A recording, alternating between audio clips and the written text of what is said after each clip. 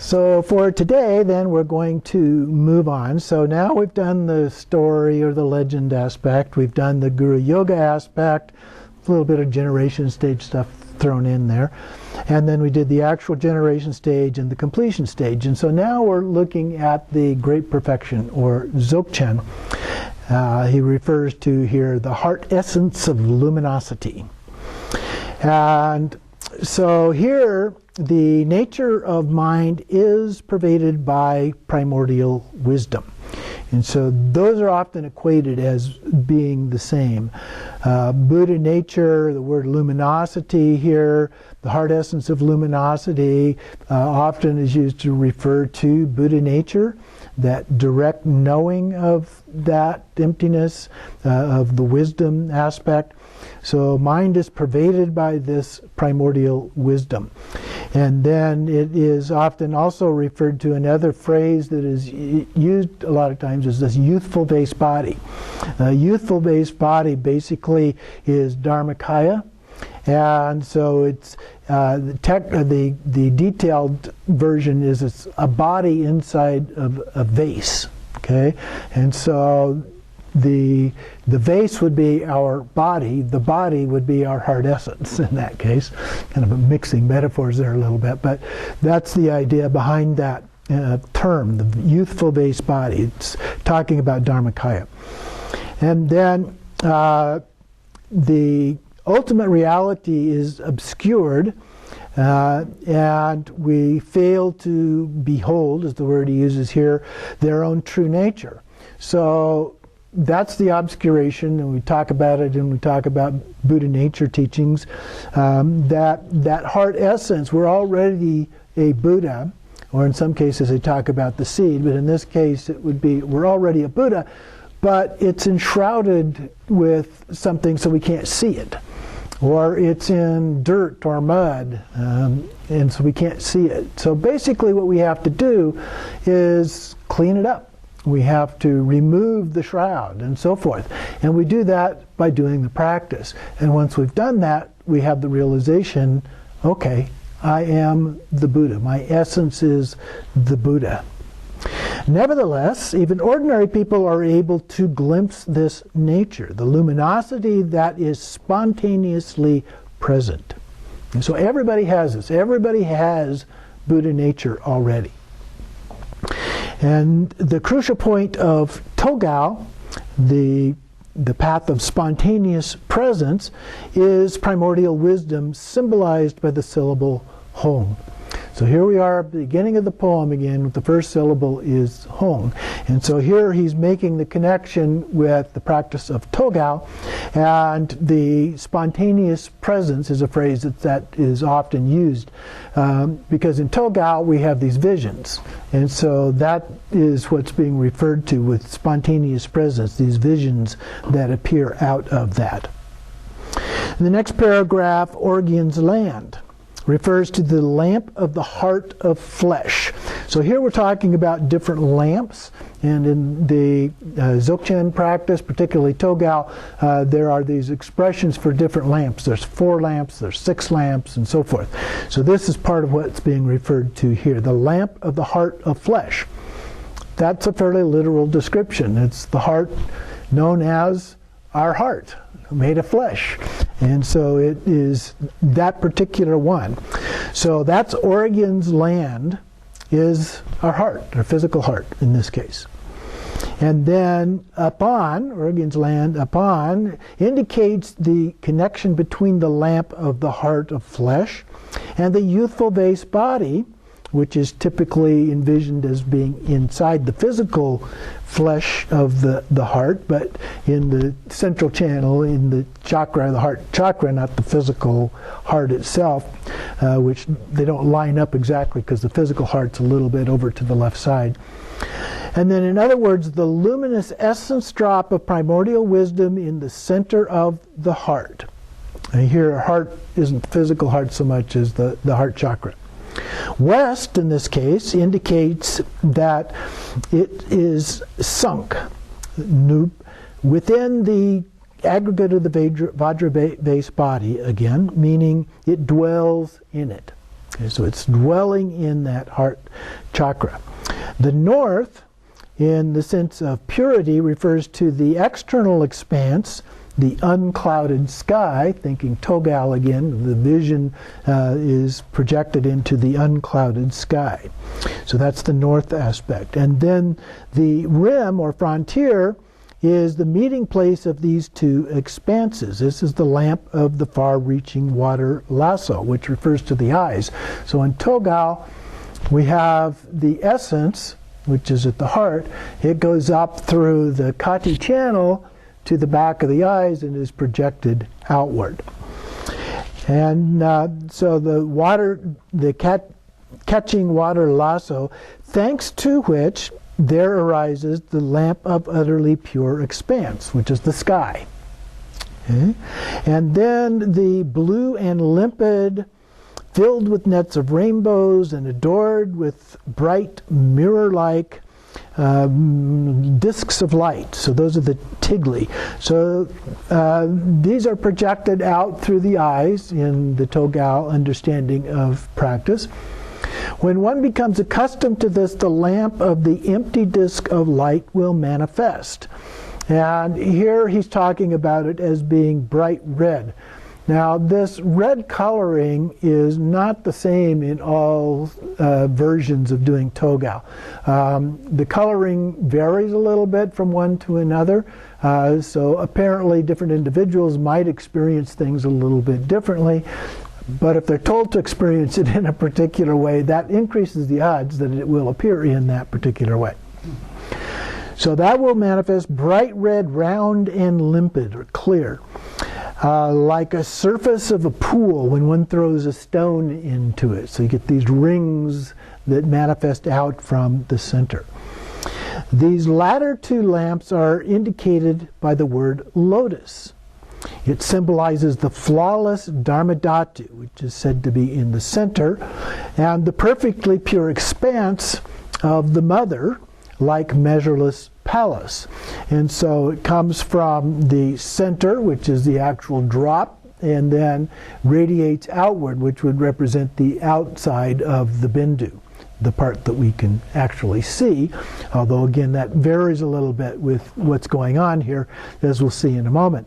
It's also sometimes compared with the womb, and when we talk about the body mandala. For example, when we did Guya Garbha, we talked about that, and so inside of the womb, or the bhaga, is also expressed in that way and considered to be like a lotus. The pistol cup then represents the radiance of awareness, and the Vajra chains, like chains or strings of pearls, knotted strands of horsehair, and so forth. These mobile configurations and discs of light are the radiance of the lamp of self-arisen knowledge. So in addition to individual tiglis that we might see when we're doing Togal practice, sometimes they're strung together kind of like a chain. And so that's what's being referred to here. Those are brought together. That is referred to as the lamp of self-arisen knowledge. They arise. So they're self-arisen. And it's the natural light of awareness wisdom. Awareness wisdom, or awareness emptiness, or empty awareness are terms that are often used in Togal practice as a part of this. Then the word stem, so we have the lotus, the pistol cup, and now the stem. The stem indicates the three doors, body, speech, and mind, are left in the natural state, and one concentrates on the three key points of this practice. Now, the three key points vary a little bit. The footnote here talks about gazes, supports, and the breath with the mouth. Usually, though, it is the poses. The third one are the postures or poses that are used. So the gazes, the supports would be the sky, the sun, and the moon, and then the in this case, instead of here it's the breath, but in most it would be the poses as the three supports. So this is a little bit different in that regard.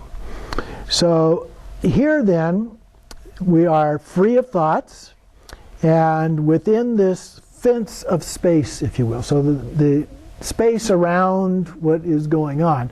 The objects are there, but we're not thinking about those, we're just seeing those. And then the space around that. So space awareness will become perfectly firm. The stability of space awareness means by means of the three kinds of motionlessness.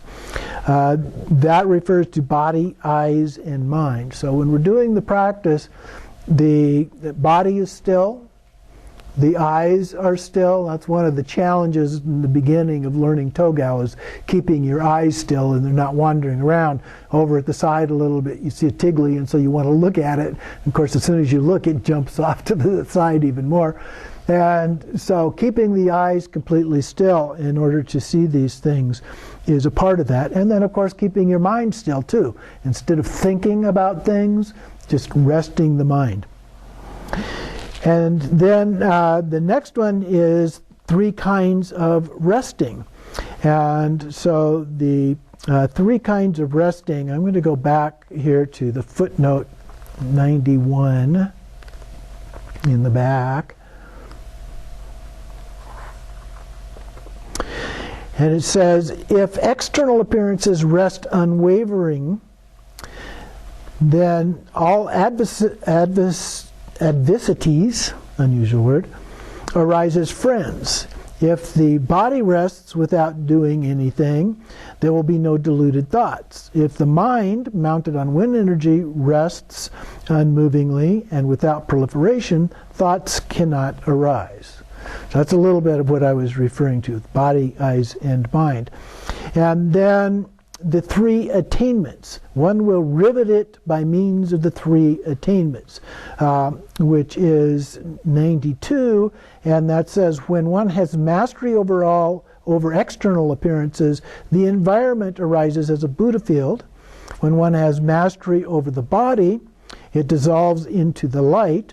When one has mastery over space awareness, deluded thoughts come to a halt. So all of these are connected. These sets of three are very closely related to each other as a part of that. And then in this way, back in the main part of the text on page 66, in this way one will have unmediated direct experience of space awareness without depending upon the conceptual mind. The four kinds of confident certainty will gradually grow from within. So again, I'm going to go back page 104, and that one. The four kinds of confident certainty are: the first one, no fear of the lower realms. The second one, no expectation of fully ripened karmic effects. The third one, not hoping for attainment of the goal. So you're not striving toward trying to achieve the goal. Naturally arise. And then the fourth one, the joy of reaching the ground nature is purified in the state of evenness. So the ground nature would be the essence, if you will, is purified in the state of evenness or equanimity. So there's no difference between good, bad, right, wrong, any other kind of pairings that we might make. Equanimity across the board. So a lot packed into those short ones there. And then at the last paragraph on page 66, then one will perfect the wondrous experiences of the three visions.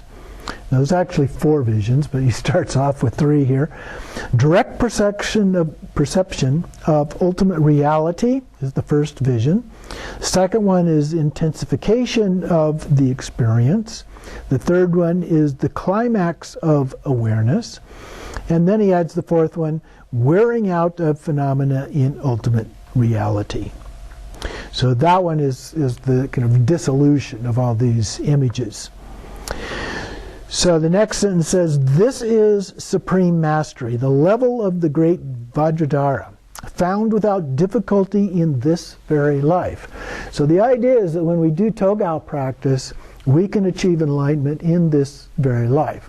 All of the Vajrayana practices basically say the same thing, but there are different ways within that of going about this and accomplishing this. But we can do it. It's not easy to do. It takes time, it takes effort, and so forth, but it can be done. Continuing on the top of page 67, one's mind is indistinguishable from the primordial protector, Samittabhadra. Indistinguishable from Pema Totrintsel. So they're considered to be the same. So Samittabhadra and Padmasambhava are exactly the same. The powerful lotus garland with skulls. So sometimes he's, that is a wrathful kind of a symbol of the skulls, and so sometimes it's articulated in that way, like on his crown perhaps, although not usually, but sometimes the skulls, at least they're more symbolic in this case, referring to him as this powerful lotus garland with skulls. Wherefore, the prayer declares, and as the lotus born you are renowned. So we declaring them, recognizing him as the lotus born, and that being his name. And then continuing in the next paragraph, second line, primordial wisdom rests in a state of evenness, equanimity, within the natural luminosity of the lamp of self-arisen knowledge.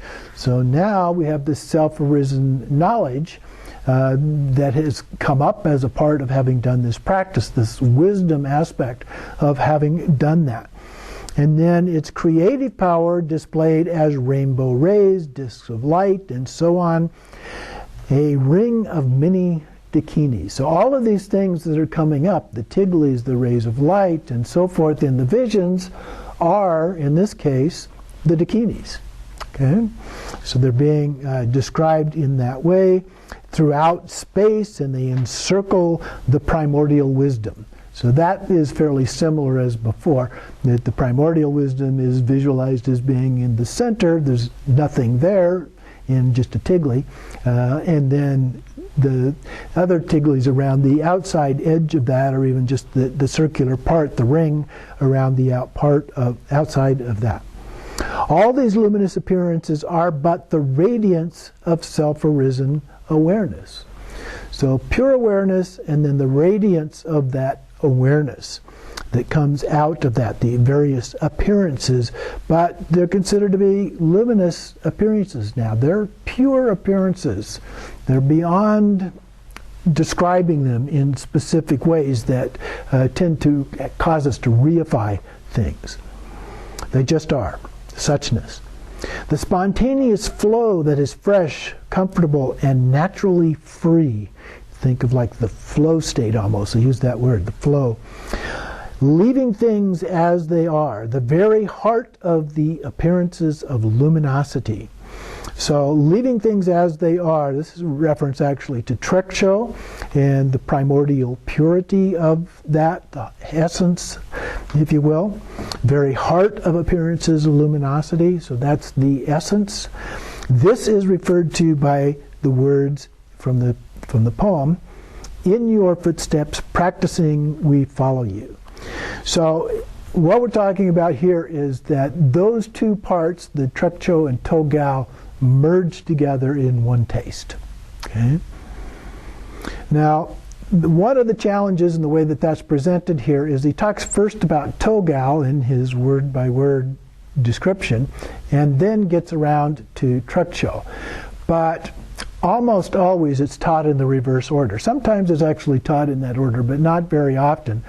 You can make an argument for doing Togal first because it's a little bit more closely related to generation stage kinds of completion stage kinds of practices with the visualizations and so forth. So in Togal there's various visualizations as a part of that. The problem with that starts with the first vision. The first vision assumes the ability to do Trekcho practice. And so it gets conflated going either direction. There's issues, if you will. So almost always it's taught Trekcho first and then Togal. But eventually they become one taste anyway. All phenomena then, next paragraph, all phenomenal appearance generated by impure karmic wind energy, karma, okay, will be purified in the expanse of indestructible primordial wisdom. So it's going to be purified. Impure means it needs to be purified. There's karma involved. Purified in the expanse of indestructible primordial wisdom. So as we do these visualizations, all of that goes away. There's no more karma. We're not thinking about those kind of things. We're not doing anything that would affect those kind of things, and so forth. And then just rest in the indestructible primordial wisdom. Then the Vajra body, the rainbow body beyond all transference, will be attained. And so here we're talking about Dharmakaya. This is the meaning of the words, to grant your blessings, come, we pray. So those would be the blessings. Those would be the cities that we are being blessed with. This path is unknown even in the most secret Mother Tantras and all other Anuttara scriptures. Those are terms related to the Sarma schools, a little bit different than the Nyingma schools that we are customary to working with. And then 3 lines down, it is the quintessential path of the heart essence of luminosity, the path of actual Buddhahood itself. This path is completely unsurpassed. It is utterly free of stain, any conceptualization of that, and brings in this very life supreme accomplishment extremely swiftly and with ease. Well, with ease in the sense that it doesn't require a lot of effort to do that. In fact, the effort is involved in not doing those kinds of things.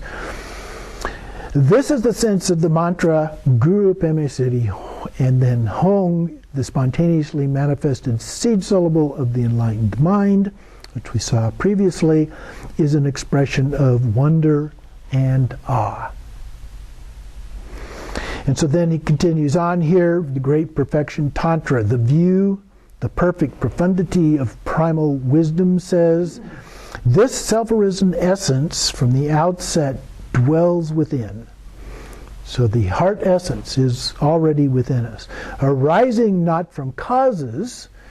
In karma, we talk about causes and conditions. So not from causes. Through conditions, it was not brought forth. Beyond all effort, it is primordial wisdom, self-arising as the Dharmakaya. Be sure of this. So it's already there. That's one of the unique things about the view of Dzogchen, or great perfection, is that it is already there. We don't have to do anything to create it or make it happen or attain it. We just have to realize it.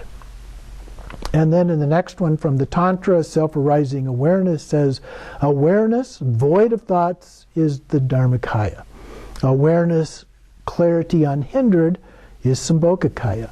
Awareness arising in whatever form is the key word there, is Nirmanakaya. So that gives a very concise explanation of those 3 kayas in the context that we're referring to. And then at the top of the next page here, just the first 4 lines, the mind of a perfect Buddha abides within the minds of living beings, in the guise of kayas and of wisdoms, within the very center of the heart. And then skip the next verse, and then below the and. To see the self-arisen wisdom mind of Buddha is simply to behold awareness.